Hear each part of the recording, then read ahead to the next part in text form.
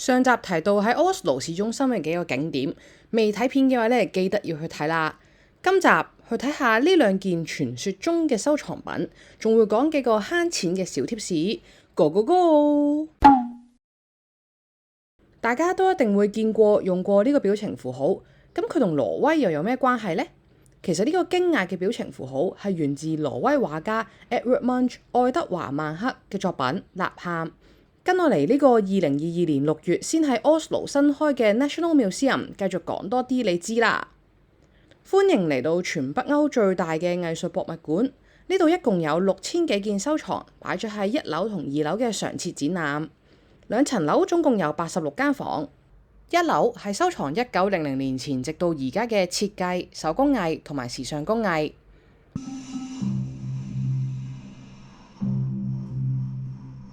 2樓係收藏1500年至到當代嘅畫同埋藝術品，仲有一層嘅就係3樓嘅期間限定展覽，仲有個可以行出去嘅天台添。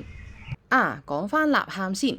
Edvard Munch 創作咗4個版本嘅吶喊，最早個版本呢係1893年完成，就係收藏咗喺呢度2樓嘅60號房 The Munch Room。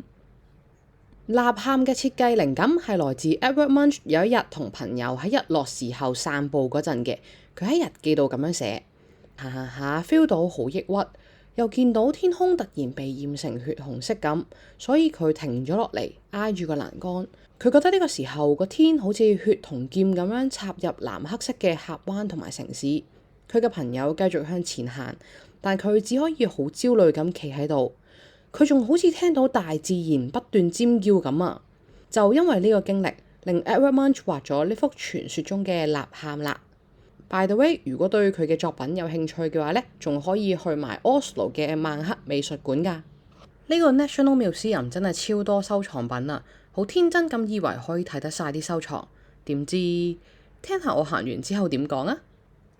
終於行晒80幾間房啦，個感想係好攰啊！真係一開頭有一大半我都好認真睇，但係去到後尾發覺其實根本就唔夠時間睇晒。間房有唔同嘅主題嘅，可以留意佢板上面嘅簡介，到底嗰間房個主題係啲乜，同埋佢想展示嘅到底係啲乜咯。咁同埋每間房呢，會有一個重點推介，會有 provide audio description 嘅，可以 down 翻佢個 app，然後 scan 翻嗰間房嘅 QR code 或者入翻個曲呢，就可以聽到噶啦。由3點幾行到依家差唔多7點，我淨係行晒呢80幾個館，都冇辦法可以全部認真睇一次。依家我嘅心情係我又攰啦，又肚餓啦，好想走啦。係咁先，拜拜。睇完藝術品，我喺 Oslo 仲去咗個我好有興趣嘅關於極地探險嘅博物館。喺市中心過去嘅話，可以搭30號巴士。夏天可以去上集提過嘅碼頭搭船，又或者好似我咁自己踩周圍都有得借嘅電動滑板車過去。依家去緊個島叫博物館島，嗰邊有幾個博物館，例如民族博物館、航海博物館，同埋我哋而家要去嘅 From Museum 前進號博物館。見到啦，嗰度就係我哋今日要去嘅前進號博物館啊！咁啱遇上今日係陰天，同前2日陽光普照，真係好唔同。一入場見到嘅係 From 前進號，係當年挪威探險隊去北極同埋南極嗰隻探險船嘅實物嚟嘅。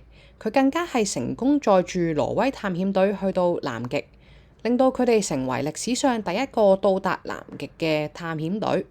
除咗望架船，仲可以望下個天，因為咧天花兩邊係會轉唔同嘅天氣㗎，模擬當年探險隊遇到嘅唔同情況，一時好好天，一時就大風大浪。你睇下，仲有極光添。要知道，其實以前咧，全世界對北冰洋啊、南極洲都唔熟悉，甚至係佢哋連呢度嘅地形係咩都唔知嘅情況下咧，就要開始佢哋嘅探索啦。咁所以呢一隻船 From 咧就進行咗2次嘅探索嘅。第一次咧就係由1893年至到1896年嘅探索，咁樣去啦。而第2次咧就係由1898年至1902年嘅探索，就係由奧斯陸出發。南極呢，挪威嘅探險家同埋呢隻船 From 呢，仲要係早到過英國嘅探險家 Captain Scott，可以形容其實佢哋兩個係比賽緊邊個會快啲去到南極。結果呢，其實係阿門神比 Captain Scott 早咗1個月到達嘅。每一架佢哋需要嘅雪橇呢，其實會重成300公斤嘅，需要用到13隻30kg 嘅狗去拉嘅。咁 total 咧，佢哋就帶咗90幾隻狗上船啦。啲狗仔咧就係分開唔同嘅 team 去拉啲雪橇啦。可以睇下示意片。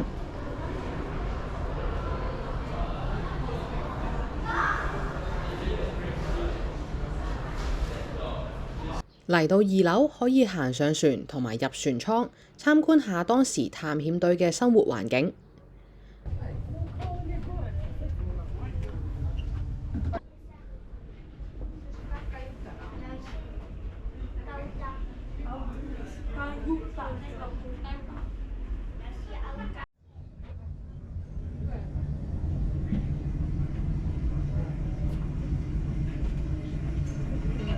行返出走廊就有好詳細嘅展示板同埋探險隊用具嘅展品。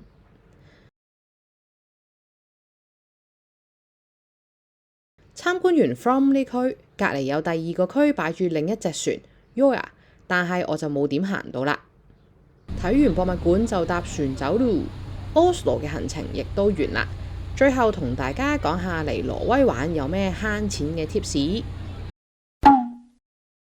嚟挪威得一樣嘢唔好嘅啫，就係太貴啦。以下教大家幾個慳得1蚊得1蚊嘅方法。第一個，搭國鐵由機場出市中心。由 Oslo 機場出市中心搭火車嘅話，有2個選擇，可以揀國鐵 VY 或者 Fly to Get。VY 車程大約半個鐘，機場同市中心中間隔住1個站，價錢118 krona。Fly to Get 車程20分鐘。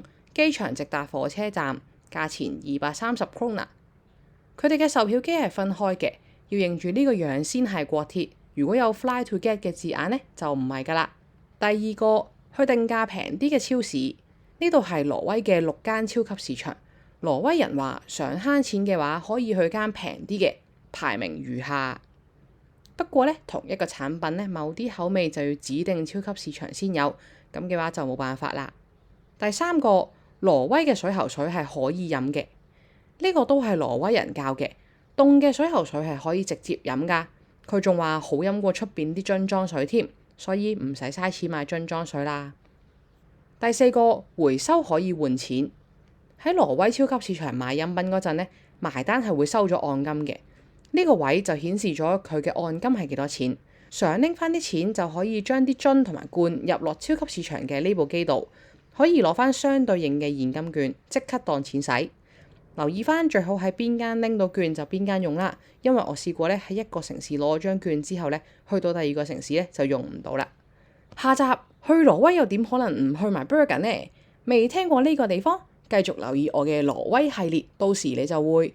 未睇之前可能唔想去，睇完之後可能想識佢。下集喺 Bergen 等，不見不散啊各位！